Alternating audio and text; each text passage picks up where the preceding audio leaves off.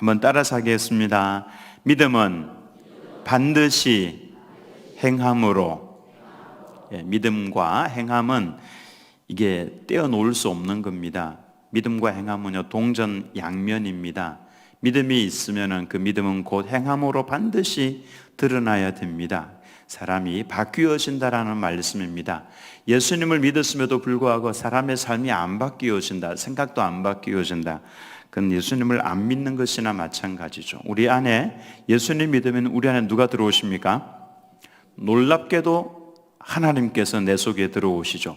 하나님께서 들어오셨는데 안 변한다, 그건 뭔가 잘못이 있는 거죠. 잘못된 거죠. 동전의 양면은요, 이쪽을 보면은 믿음으로 구원받았지만은 돌려서 보면은 행함이 있네, 이렇게 되는 겁니다. 행함. 그래서 나더러 주여 주여 하는 자마다 다 믿는 자라고 생각을 하겠죠. 다 아버지 나라 들어갈 수 있는 것이 아니라 내 아버지의 뜻대로, 그 다음 뭡니까? 행하는 자라야 들어가리라, 분명하게 예수님께서 말씀을 하셨죠. 그래서 마태복음 25장에서는 양과 염소로 갈라놓을 때에 믿음으로 갈라놓습니까? 행함으로 갈라놓습니까? 행함으로 갈라놓죠. 너희들은 내가 배고플 때 먹을 것을 주지 아니하였고, 내가 감옥에 있을 때 와보지 아니하였고, 내가 병들었을 때 찾아보지도 아니하였다. 그렇게 믿음이 없었다 이렇게 말씀을 하지 않고요, 행함을 이야기합니다. 무슨 말씀이냐 하면, 믿음으로 구원을 받은 하나님의 백성은 반드시 사람이 착해지고 의로워지고 그렇게 된다, 그 말씀입니다. 그러니까 이게 따로 노는 게 아니라 같이 간다, 그 말씀입니다. 예수님 믿으면서도 아주 악을 행하면서 살고 내 죄 때문에 가슴을 치거나 이렇게 하는 게 없으면은 그분은 예수님을 안 믿는 것이나 마찬가지다, 그 말씀입니다. 오늘 영혼이 없는 몸. 여러분, 우리 몸에서 영혼이 빠져나가면 어떻게 됩니까? 죽었습니다. 그와 똑같이 행함이 없는 믿음도 그와 같다, 그렇게 말씀을 합니다. 그래서 반드시 예수님을 믿는 사람은 바뀌어져야 됩니다. 옆에 계신 분이 착한지 선한지 의로운지 한번 보시기 바랍니다. 눈을 한번 보세요. 눈을 보면 선한지 그렇지 않은지 알 수 있습니다. 얼른 눈 한번 보세요. 눈. 자, 지금 눈을 선하게 만든다고 해서 그게 선한 게 아닙니다. 평소에 우리의 삶이 어떤지를 보셔야 합니다. 우리나라에 처음 기독교가 들어왔을 때에 기독교는요, 우리나라의 빛이었습니다. 그래서 교회 그러면은 소망이 있었어요. 교회 그러면은 죽다가도 교회 가면은 살아나고, 교회 가면은 소망이 있고, 교회 가면은 빛이 있고, 밥을 못 먹는 사람도 교회 가면은 먹을 것을 주더라. 어쨌든 교회가 소망이었습니다. 그래서 불신자들도 교회 그러면은 존경했습니다. 이전에는요, 교회 차를 타고 가면은 그 요즘에 부는 거 있죠, 음주 측정하는 거, 교회 차는 그냥 통과시켰습니다. 여러분 아십니까 그거? 저는 교회 차를 많이 운전해서 다녔기 때문에 경찰들이 서서 그 음주 측정하다가 제가 창문 내리면은 가십시오 딱 그럽니다. 그냥 통과시켰습니다. 근데 어느 순간부터 교회 승합차를 운전해서 가도 후 부르라고 그럽니다. 후 부르라고. 지금은 그렇게 됩니다. 그렇게 하고 있습니다. 이게 교회가, 세상이 교회를 존경하는 것을 상실해버린 것입니다. 교회를 통해서 우리 민족은요, 민주정치가 어떤 것인지를 알았습니다. 교회에서 투표를 하고 하면서 민주정치는 이런 것이다라고 하는 것을 조금씩 경험을 하기 시작을 했습니다. 교회를 통해서 일제시대에도 하나님 이 민족을 해방시켜 달라고 기도하면서 교회 가면은 소망이 있다라고 하는 것을 알 수가 있었죠. 3.1 운동 당시에 독립선언에 참여했던 33인 중에서 절반이 되는 16명이 기독교인이었습니다. 그 정도로 전국 교회에서는 숫자는 많지 않았지만은 영향력을 크게 끼치는 곳이 교회였죠. 전국 교회들은 만세 운동의 거점이 되었습니다. 그곳에서 꾸미고 모여서 의논을 하고 그리고 대한 독립 만세를 불렀었죠. 당시에는 우리나라에 2, 3%밖에 되지 않았습니다. 기독교인들이. 그럼에도 불구하고 정말 앞장서서 선하고 의로운 일들을 앞장서서 해 나갔던 곳이 교회였습니다. 그래서 우리 교회는 민족의 미래라고 해도 틀린 말이 아닐 정도로, 그 정도로 교회가 영향력이 많았었죠. 교회를 통해서 아주 발달된 문화가 들어왔고 의료가 들어왔고 교육이 들어왔었습니다. 제가 어릴 때는 가장 발전된 문화를 가지고 있는 곳이 교회였습니다. 그래서 교회에서 차트 넘겨가면서 찬양하고 차트 넘겨가면서 성경 말씀 배우고 교회에서 여러 가지 놀이들도 같이 하면서 학교에서는 하지 못했던 것들을 교회에서 배워나가며, 그래서 교회는 우리 삶에 참 선한 영향력을 끼치는 곳이었죠. 초기, 여러분 잘 아실 겁니다. 재헌국회 때 기도하면서 시작을 했습니다. 저는 그게 엄청난 하나님의 은혜라고 생각을 합니다. 재헌국회 때 다들 일어나서 목사님의 기도로 대한민국이 그렇게 시작이 되었다, 그 말씀입니다. 하나님께서 처음부터 함께 하셨고 인도를 해오셨습니다. 전쟁이 끝나고 난 다음에 6.25 전쟁 시에도 대한민국 살려달라고 부산에서 모여서 얼마나 많이 기도했습니까? 그러니까 교회는 민족의 빛이었다, 그 말씀입니다. 희망이었습니다. 전쟁이 끝나고 난 이후에 민족 재건의 그 역사가 일어났던 것이 교회입니다. 박정희 대통령께서 김용기 장로님이 운영하고 있던 그 가난농군에 들어가서 딱 보면서 거기서 영감을 얻었습니다. 그래서 새마을운동의 횃불을 높이 지켜들었던 것이 바로 가난농군학교에서 시발점이었습니다. 마침내 교회가 엄청난 부흥을 했죠. 저는 기억이 납니다. 어릴 때 1970년대 교회가 폭발적으로 부흥을 하고 가는 곳마다 부흥회가 일어나고, 그래서 이웃 교회에서 부흥회를 하면은 저는 어머니 아버지 손잡고 밤에 그 부흥회 따라다녔습니다. 그게 뭔지도 잘 모르면서 어쨌든 교회 가서 찬송하고 말씀 들을 때 잠을 자기도 했지만은 그 어릴 때 아버지 어머니 손잡고 다니면서 밤 되면은 가서 어르신들이 그렇게 부르짖어서 기도하고 방언으로 기도하고 막 그런 모습을 보고 자랐습니다.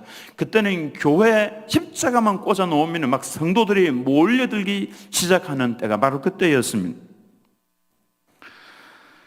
오늘날 기독교 인구가 20%에서 25%, 1000만, 800만 막 이렇게 된다고 하는 기독교인데요, 이 땅에 조롱거리가 되어버렸습니다. 교회에 대해서 어떤 기대감도 잘 가지지 않습니다. 예수님께서는 따라서 하겠습니다. 너희는 세상의 빛이라 소금이라. 그럼 우리는 빛과 소금의 역할을 감당을 해야 됩니다. 빛과 소금이 되어서 나가면요, 그 사람이 딱 가면은, 회사에 가면은 그 회사가 바뀌게 되어 있습니다. 근데 요즘에는 안 그렇습니다. 군대도 가면은 예수 믿는 사람한테 술 권합니다. 술도 권하고 같이 먹자고 그러고 엉뚱한 데도 같이 가자고 그러고. 제가 간혹 이렇게 걸어가면 우리 성도들 만납니다. 성도들 지지난주에도 담배를 피우다가 제가 가니까 딱 이렇게 감추고 서서, 그래서 저는 모르는 척하고 그냥 인사합니다. 인사하면서 좀 교회 잘 안 나오시거든요. 교회 나오십시오. 근데 그분의 양심이 살아있는 거지. 저를 보면 이걸 감춘다, 그 말입니다.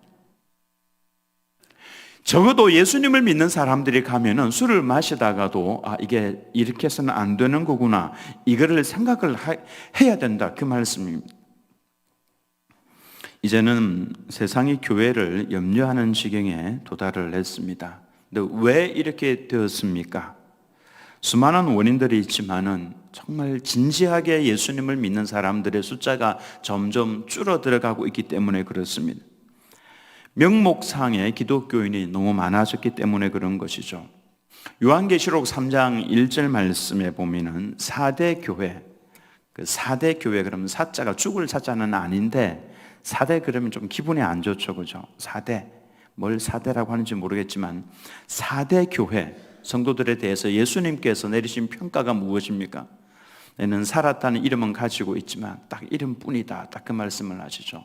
실상은 죽은 자들이다. 이건 굉장히 가슴 아픈 교회에 대한 평가입니다. 내가 살았다는 이름은 가지고 있지만은 알고 보면 너희들은 다 죽은 자들이다. 예수님께서 만약에 그렇게 평가하시면 우리 땅을 치면서 통곡을 해야 합니다. 하나님, 제가 잘못 살았습니다. 그래서 예수님께서 하신 말씀이 뭡니까? 어디에서 떨어졌는지 생각을 하고 빨리 일어나라, 그렇게 말씀을 하시죠. 소망이 있다라는 말씀입니다. 내 상태가 어떤지를 알면은 소망이 있습니다. 오늘 본문에서 야고보 사도는 사대 교회와 같이 이름만 가지고 있는 성도에 대해서는 영혼이 없는 몸이다, 행함이 없는 믿음이다. 살아있는 믿음은 그럼 어떤 것입니까? 우리가 바른 신앙을 가지기 위해서는요, 바른 말씀을 듣고 배워야 합니다. 그러나 알고 믿게 되는 이것이 바른 신앙을 증명해 주는 것은, 보증해 주는 것은 아닙니다. 야고보 사도는 말씀을 알고 믿으면서도 행함이 없으면 그 믿음은 귀신이 가지고 있는 믿음과 같은 것이다, 그렇게 말씀을 합니다. 자, 19절 말씀을 한번 같이 읽어보겠습니다. 귀신에게 믿음이 있는지 없는지를 한번 보겠습니다. 시작. 네가 하나님은 한 분이신 줄 믿느냐? 잘하는도다. 귀신들도 믿고 떠느니라, 이렇게 말씀을 합니다. 네가 하나님이 한 분이신 줄을 믿느냐? 귀신들도 믿고 떠느니라, 그렇게 말씀을 합니다. 귀신들은 하나님이 한 분인 줄 알고 있을까요? 모를까요? 아니, 알고 있을까요? 믿을까요? 알고 믿습니다. 그들은 알고 믿어요. 알고, 귀신들도 믿고 떠느니라 그랬죠. 또 다른 질문 한번 던져보겠습니다. 귀신들은 예수님께서 우리의 구원을 위해서 이 세상에 오셔서 십자가를 대신 짊어지시고 죽어주신 것을 알고 있을까요? 믿고 있을까요? 그거 알고 믿고 있습니다. 그들은 그게 사실이라고 하는 것을 그들은 믿고 있어요. 그게 사실이라고 하는 것을.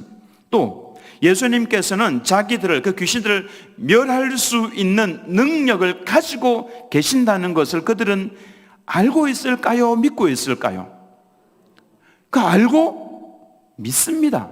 그 다 믿고 있다고요. 아, 예수님께서 우리를 능히 멸하실 수 있다라고 하는 것을 그들은 액면 그대로 다 믿고 있어요. 그래서 믿고 떠느니라, 이렇게 말씀을 하고 있죠.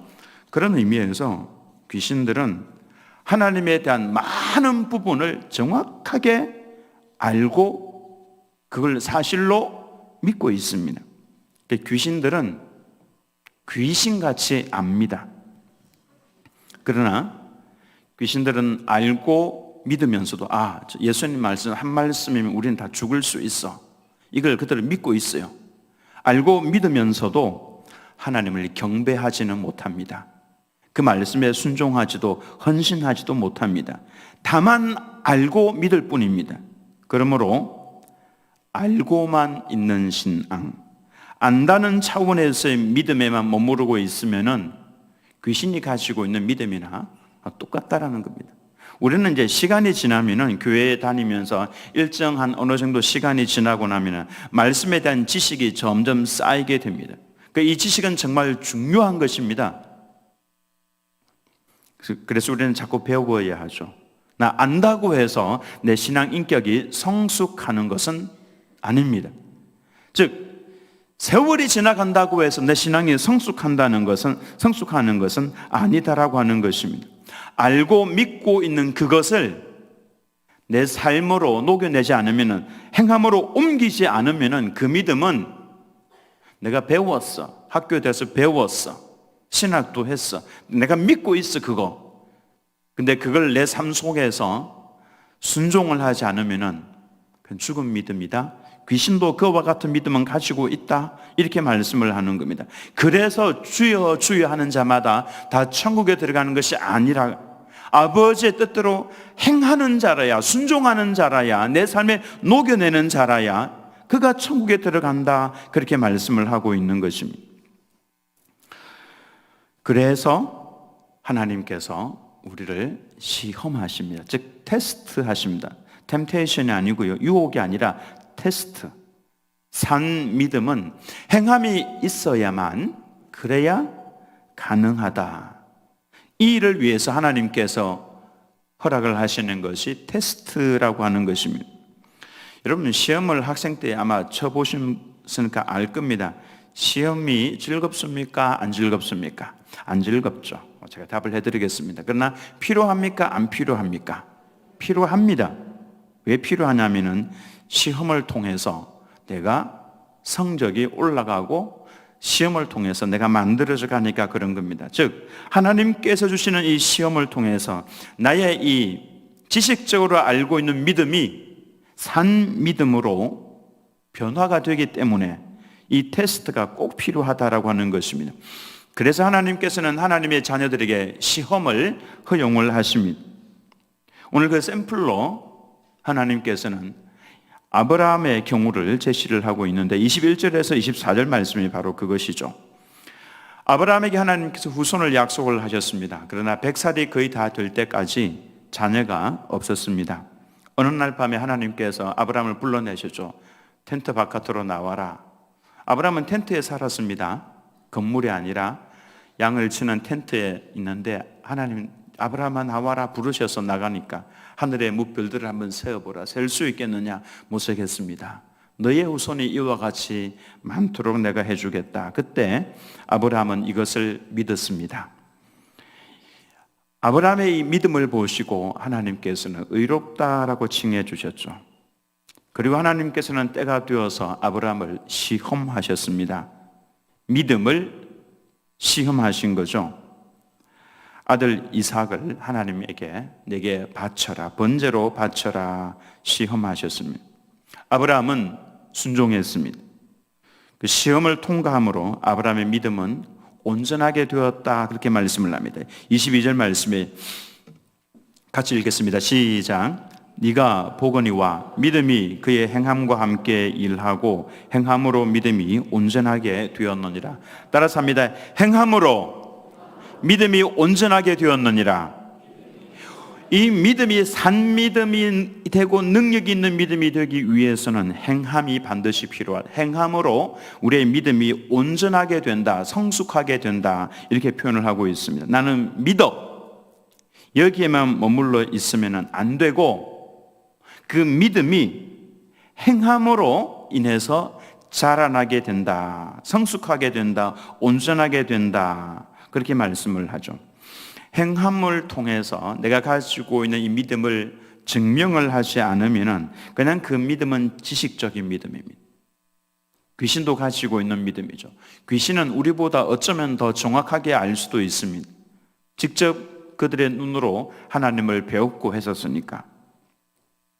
그러므로 우리들에게 다가오고 있는 시험은 시험은 고통스럽대, 힘들대 여기에 우리가 집중해서는 안 됩니다. 이 시험에서 내가 합격을 해서 내 믿음이 성숙하게 되어야 되고 이 시험을 통해서 내 삶 속에 하나님의 말씀대로 순종하는 것이 있어야 된다. 여기에 우리가 집중을 해야 된다고 하는 것입니다. 살아있는 믿음은 시험에 합격하는 믿음입니다. 이런 면에서. 그래서 우리에게 다가오고 있는 시험들을요, 우리는 내 신앙이 성숙하도록 하기 위해서 하나님 나라에 합당한 사람으로 나를 만들어가기 위해서 이 시험을 하나님께서 주시는구나, 산 믿음이 되도록 하기 위해서 주시는구나 이렇게 생각을 하는 것이 맞다라고 하는 것입니다. 야고보는 아브라함에 이어서 또 두 번째로 산 믿음을 보여주는 사람으로 기생 라합을 소개합니다. 기생 라합에 대해서 여호수아서 2장 10절 말씀에 보면은 이렇게 기록이 되어 있습니다. 여호수아서 2장 10절 말씀 같이 읽습니다. 시작. 이는 너희가 애굽에서 나올 때에 여호와께서 너희 앞에서 홍해 물을 마르게 하신 일과 너희가 요단 저쪽에 있는 아모리 사람의 두 왕 시혼과 옥에게 행한 일 곧 그들을 전멸시킨 일을 우리가 들었음이니라. 믿음은 어디에서 납니까? 들음에서 나죠. 무엇을 들어야 됩니까? 하나님의 말씀을 하나님께서 하신 말씀, 하나님께서 행하신 일들, 하나님께서 기록해 놓으신 말씀, 이걸 우리가 들을 때에 믿음이 자라난다. 네, 여러분 우리는 사실 듣는 것에 대한 믿음이 자라납니다. 어떤 말을 듣느냐가 굉장히 중요합니다. 엉뚱한 말 자꾸 듣고 있으면은 거기에 대한 믿음이 자라납니다. 이번에 제가 라오스를 다녀왔습니다. 라오스를 가니까요, 참 사람들이 불쌍해 보였습니다. 키가 자그마합니다. 제 가슴팍 이 정도 옵니다. 제가 거기에 가니까 거인처럼 돼 있어요. 정말 키가 정말 자그마. 어른들이 그래요. 특별히 여성들은 거의 90% 이상이 이 정도, 남자들도 한 이 정도. 제가 서면은 큰 키에 속합니다, 저는. 그러니까 지금 우리 아이들 한 80 이 정도 된 아이들 가면요, 진짜 그 사람들에게는 거인입니다, 진짜로. 그리고 너무 순종적이에요. 시골길을 좀 아침에 일찍 일어나서 친구 목사님이랑 같이 걷고 있는데요, 맞은편에서 소를, 우리나라에 70년대 정도 됩니다. 70년대. 소를 마당에서, 돼지를 마당에서 키우고요, 그런 곳입니다. 소를 몰고 이렇게 오는데 얼굴이 시꺼먼 할아버지예요. 네, 나이를 안 물어봤습니다만 나이를 물어보면은 저랑 아마 비슷했을 겁니다. 정말 그렇습니다. 얼굴이 시커멓게 타는 할아버지인데 우리가 안녕하세요 이렇게 하면서 인사를 했어요. 이렇게 사바이티 이렇게 인사를 했는데요, 하니까 활짝 웃습니다. 소를 몰고 가면서 활짝 웃는데 이빨이 다 빠졌고요, 한두 개밖에 안 남아 있어요. 근데 그 얼굴이 그렇게 선해 보입니다. 근데 키는 자그마합니다. 소도 작대요. 소도 우리나라 소의 한 3분의 2 정도로 작아요. 이렇게 너무 작아요. 이렇게 저게 소인가 염소인가 이런 생각이 들 정도로 작은 소, 키도 작고 느릿느릿합니다. 고개를 잘 숙입니다. 주변국에 의해 가지고 둘러싸여져 있습니다. 바다를 접하지 않고요. 그러니까 바다로 나가려면 주변국에게 굽신거려야 되는 그런 나라입니다. 그러다 보니까 사람들이 너무 착했고 너무 온순하고 좀 굴종적인 그런 모습을 좀 많이 보여줘서 가슴이 너무 아팠는데, 그래도 그곳에 우리를 가이드해 준 분이 이상한 믿음을 하나 가지고 있었어요. 그게 뭐냐면은, 목사님 핸드폰 조심하십시오. 그래요. 핸드폰 잃어버리면은 찾을 수 없습니다. 이 나라 사람들에게 대한민국 핸드폰은 굉장히 고성능 그리고 고퀄리티, 좋은 질의 핸드폰이기 때문에 이거 갖다 팔면은 1,500불을 받습니다. 1,500불. 그게 엄청난 돈이거든요. 그곳의 직장인들은 10만 원에서 15만 원 정도 한 달 월급입니다. 한 달 월급. 1,500불 그러면 그 굉장히 큰 거죠. 그러니까 이거 절대로 못 찾습니다. 핸드폰 잃어버리면 절대로 못 찾습니다. 근데요, 시골의 한 카페라고 해도 크지도 않습니다. 목사님들 들어갔다가 나오는데 갑자기 그 여자 주인이요, 막 뛰어서 따라와요. 헐레벌떡하면서 막 뛰어서 와서 보니까 우리 목사님 중에 한 분이 핸드폰을 두고 온 겁니다. 근데 그걸 가지고 뛰어온 겁니다. 그래서 우리가 가이드에게 그 이야기를 하니까 깜짝 놀라면서 세상에 그런 사람이 있다고요. 이분들은 무슨 믿음을 가지고 있냐면은 이곳에서 핸드폰 잃어버리면 절대로 못 찾는다는 믿음을 가지고 있어요. 절대로 진짜 못 찾는다고 그래요. 근데 그 아주머니가 그걸 가지고 온 겁니다. 그래서 그 가이드가 그러대요. 세상에, 내가 여기 있는 7년 동안 한 번도 잃어버린 물건을 찾아본 적이 없다고. 한 번도 찾아본 적이 없다고. 그러니까 그 나라는 그런 곳입니다. 너무 못 사니까 그런 믿음을 가지고 있었어요.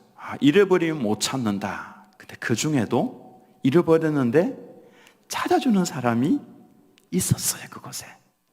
우리 믿음이 굉장히 중요합니다. 어떤 말씀을 듣느냐 굉장히 중요한 거죠. 여러분, 믿음을요 너무 고착시켜 버리시면 안 됩니다. 나는 이 정도 믿다가 갈 거야.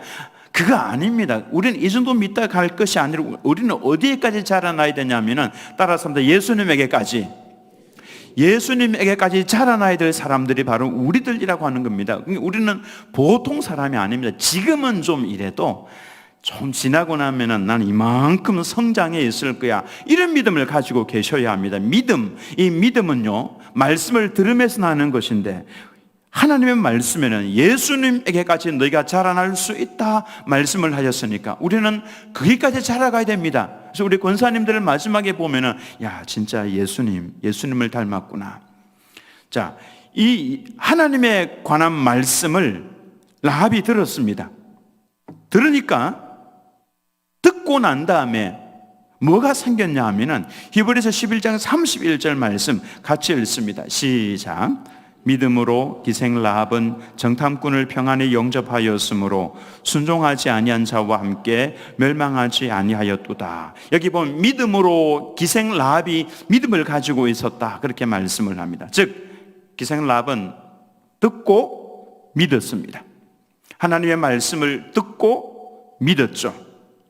아직까지도 믿고 들었음에도 불구하고 아직 하나님께서 그를 테스트하지는 않았습니다. 언제 하나님께서 그녀를 테스트하셨냐면은 요수아 장군이 2명의 정탐꾼을 보냅니다. 2명의 정탐꾼을 딱 보내면서 가서 살펴보고 와라. 그래서 정탐꾼 2명이 요단강을 건너서 왔는데 기생 라합의 집에 들어갔습니다. 그걸 보고 여리고성에 있던 왕이 그 정보를 입수를 하고 수색대를 보냈습니다. 수색대를 어디로 보냈냐면 기생 라합의 집으로 딱 보냈습니다. 그래서 기생 라합의 집을 수색대가 찾아왔죠. 이때 라합은 선택을 해야 했습니다. 정탐꾼 2명을 살려주느냐, 아니면은 수색대에게 고발을 하느냐. 지금까지 내가 살아온 삶에 근거하면은 수색대에게 고발을 해야 됩니다. 그러나 내가 지금 하나님의 말씀을 듣고 믿음이 생겼습니다. 하나님께서는 상천하지에 하늘과 땅의 하나님이신데 내가 이 하나님을 믿어야 되지 않겠는가? 여기에서 갈등을 좀 했겠죠. 그게 하나님께서 하신 테스트였습니다. 어느 것을 선택을 하느냐, 이건 테스트거든요. 이때 기생 라합은 믿음으로, 순종함으로 그의 믿음을 증명했습니다. 내가 하나님께서 이렇게 하신 그 사실을 듣고 믿음이 생겼는데, 하나님을 의지하고자 하는 믿음이 생겼는데, 이 믿음을 어떻게 증명을 했냐면은 순종함으로 증명을 했습니다. 만약에 기생 라합이 수색대에게 정탐꾼 2명을 고발을 해버렸다면은 그는 듣고 생긴 믿음을 버린 것이나 마찬가지입니다. 죽은 믿음이나 죽은 믿음이 된 것이나 마찬가지죠. 그러면 그녀는 지금까지 살아왔던 것처럼 편안하게 살았을 겁니다. 만약에 정탐꾼을 살려주면은 이제 그녀에게 다가올 여러 가지 민족들의 배신, 그로 인한 아픔들, 이런 게 있겠죠. 그러나 나는 하나님을 신뢰합니다 하면서 순종을 했죠. 그로 인해서 기생 라합의 믿음은 증명이 된 것입니다. 여러분들은 이와 같은 위기의 순간, 이 테스트의 순간에 주저앉는 사람입니까? 아니면은 힘들어도 하나님을 선택을 하는 사람입니까? 주님의 말씀을 순종하면서 담대하게 한 발자국 내디디는 사람입니까? 그래서 예수님을 믿는 사람들은, 믿음을 증명하는 사람들은 모험을 한다, 이런 표현을 씁니다. 모험. 한번 따라서 하겠습니다. 모험을 해야 됩니다. 그 순간, 판단해야 되는 그 순간에 하나님의 말씀대로 순종하는 것을 선택을 해야 돼요. 이것은 지금까지 내가 살아왔던 편안한 삶을 내어버리고 하나님의 것을, 위험하다고 할지라도 하나님의 것을 선택을 하는 것을 말합니다. 즉 순종하는 것을 말하죠. 일종의 모험이라고 할 수가 있는 겁니다. 즉 하나님의 말씀에 순종하는 것은 모험하는 것이다, 이렇게 표현을 해도 틀린 말씀은 아닙니다. 이런 위기의 순간에 자신의 믿음을 증명하지 않으면은 본문의 26절 결론의 말씀입니다. 같이 한번 읽겠습니다. 시작. 영혼 없는 몸이 죽은 것 같이 행함이 없는 믿음은 죽은 것이니라. 여러분의 믿음은 살아 있습니까? 죽었습니까? 순종입니까? 불순종입니까? 나는 믿는데 그냥 편하게 믿다가 천국 갈 거야, 이런 경우는 없다, 그 말씀입니다. 나는 예수님을 믿는데 그냥 편안하게 믿다가 천국에 갈 거야, 이거 아니라는 것입니다. 우리의 삶 속에서 결단을 내리셔야 돼요. 우리 삶 속에서 선택을 하셔야 합니다.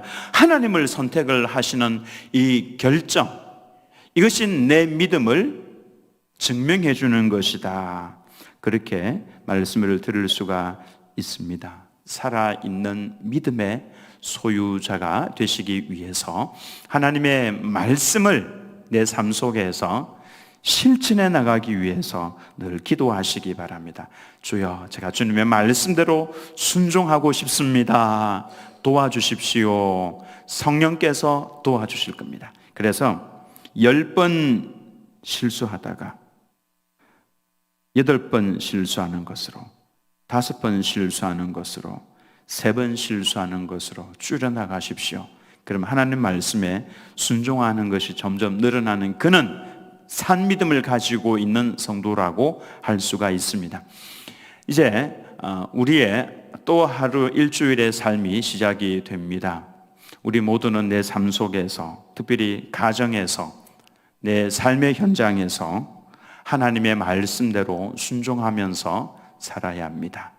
쉽지는 않겠지만 성령 하나님을 의지하면서 사랑하기 위해서 애를 쓰시고 기도하십시오. 하나님, 제가 사랑하면서 살 수 있도록 도와주시오. 넘어져도 괜찮습니다. 다시 또 일어서면 됩니다. 넘어지는 횟수를 점점 줄여가시기 바랍니다. 그렇게 해서 우리의 신앙은 주변에 있는 사람들로 하여금 예수님 믿는 사람이 맞다 라고 하는 이 평가를 받을 수 있어야 합니다. 이와 같은 살아있는 믿음을 소유한 우리들은 모든 성도님들 다 되시기를 예수님의 이름으로 축원합니다.